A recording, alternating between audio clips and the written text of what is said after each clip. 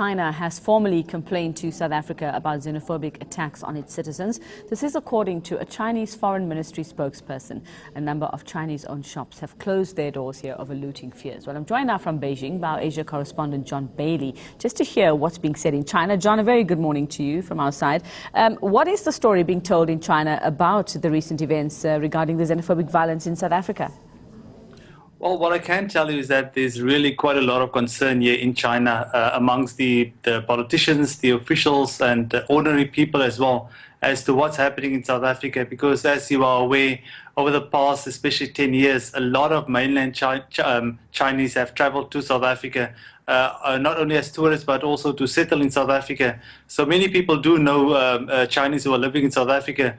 So many people have asked me here as to whether it is safe for them to travel there, to just go and visit their family members, or to go as tourists, because they are quite worried. And that's why the Chinese government has now made a formal request to the South African government to look after the Chinese citizens who are affected by the xenophobic attacks. Now, just looking at some articles coming out of China, John, I mean, stories that Chinese shops have been looted.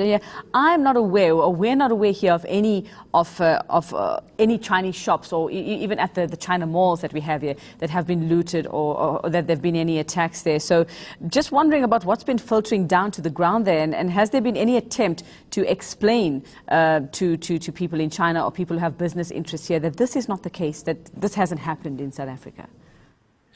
Well, I guess that information that the Chinese state media here, or that they got here, was from the Chinese embassy in Pretoria and also the Chinese consulate that's in Cape Town, and that's where they got the information from. It's unclear whether or not Chinese businesses have actually been affected by the looting that's happening. Well, that accompanies the xenophobic attacks.